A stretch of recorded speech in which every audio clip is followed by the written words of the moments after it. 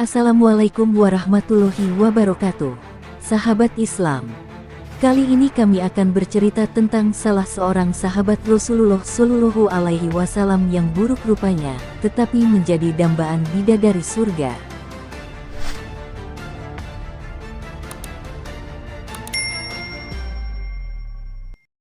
Sahabat Islam, pernahkah mendengar kisah sahabat Nabi yang buruk rupa dan miskin, tapi dia dirindukan oleh bidadari surga? Namanya memang tidak setenar Umar bin Khattab, Abu Bakar As-Siddiq, Utsman bin Affan, dan juga Ali bin Abi Thalib, serta sahabat-sahabat Rasulullah Shallallahu Alaihi Wasallam lainnya. Tapi, di balik ketidaktenarannya, dia memiliki tempat tersendiri di sisi Rasulullah Shallallahu Alaihi Wasallam. Dia adalah Julaibib. Secara fisik, Julaibib tidak menarik.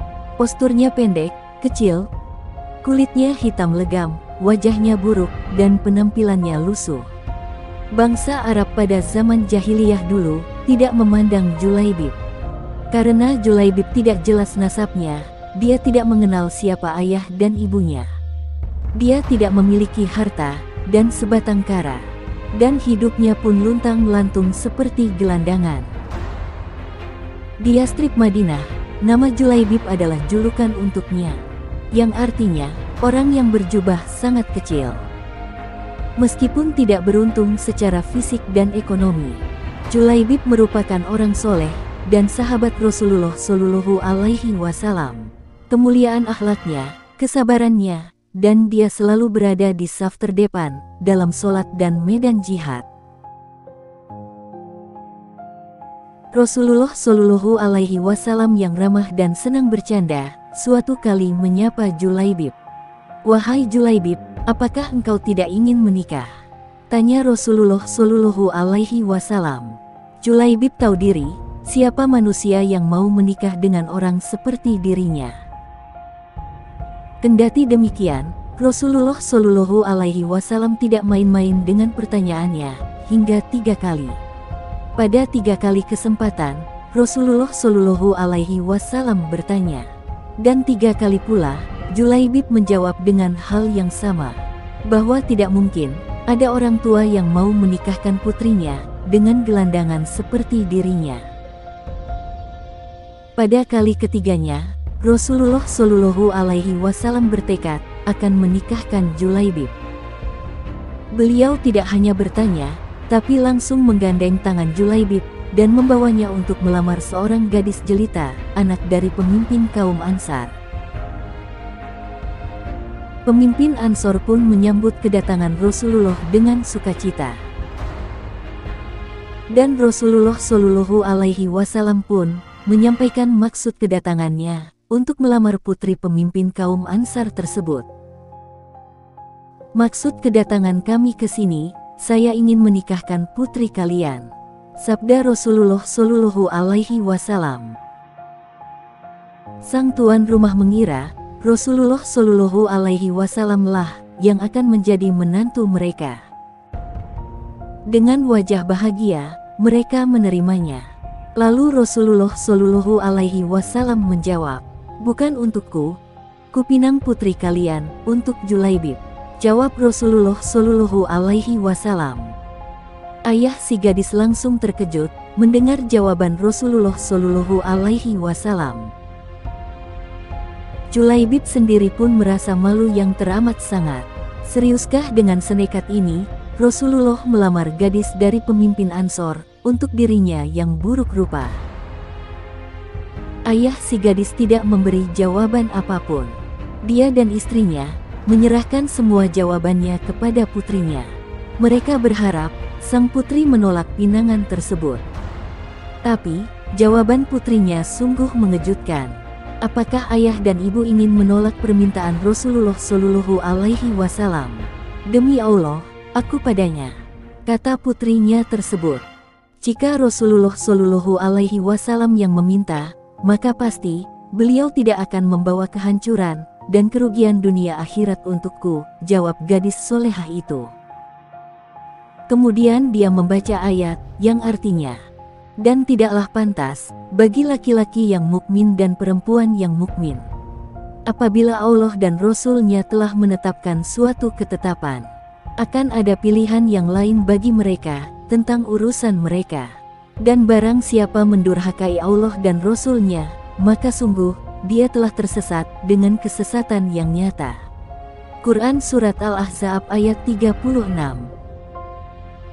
Sungguh, keikhlasan dan ketaatannya kepada Allah dan Rasul-Nya. Dia menerima Julaibib karena Allah dan Rasul-Nya yang memilihkan untuknya. Dan akhirnya, menikahlah Julaibib yang buruk rupa, dan miskin, dan tidak punya nasab karena keadaan hidupnya tersebut.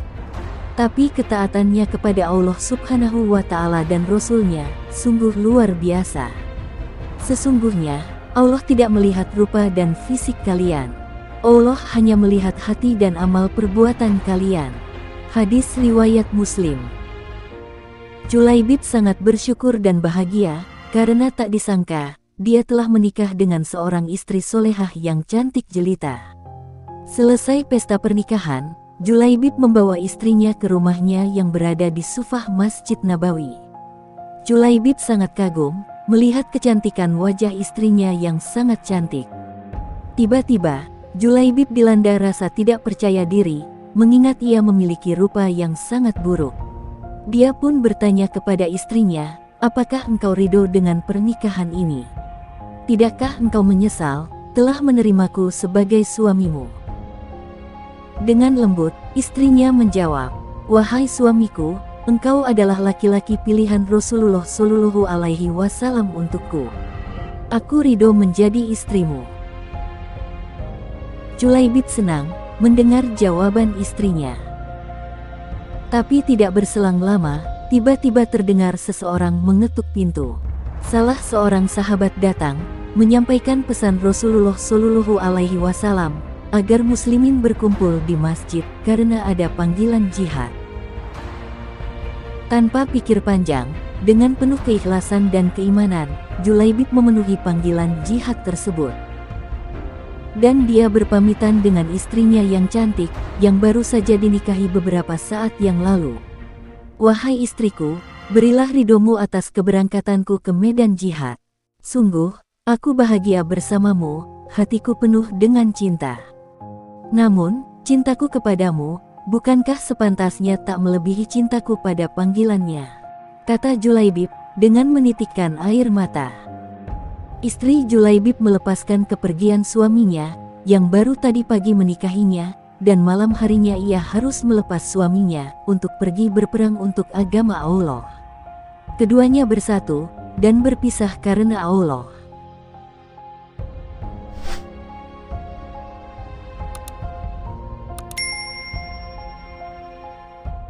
Kemudian, Julaibib pergi ke medan perang.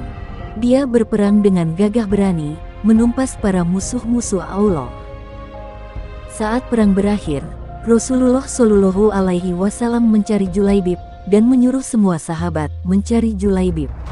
Dan dia ditemukan telah syahid. Tubuhnya penuh dengan luka. Rasulullah Shallallahu Alaihi Wasallam sedih melihatnya. Beliau sendiri yang mengkafani dan mensolati Julaibib.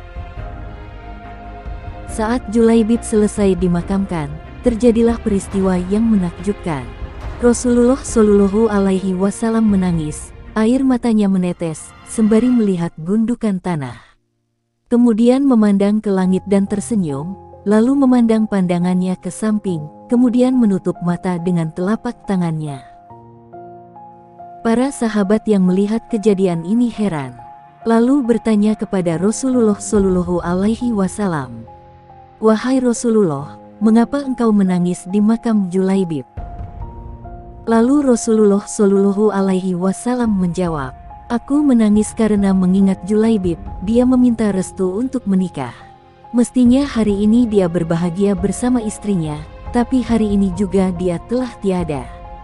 Jawab Rasulullah Shallallahu Alaihi Wasallam, "Lantas, mengapa tadi engkau tersenyum ya Rasulullah?" tanya salah seorang sahabat. "Saat memandang ke langit, aku melihat para bidadari turun untuk menjemput Julaibib," jawab Rasulullah.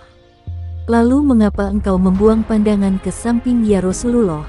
"Apa yang kau lihat ya Rasulullah?" jawab sahabat yang lainnya. Bidadari yang menjemput Julaibib sangat banyak. Mereka saling berebut, ada yang meraih tangannya, dan ada pula yang meraih kakinya.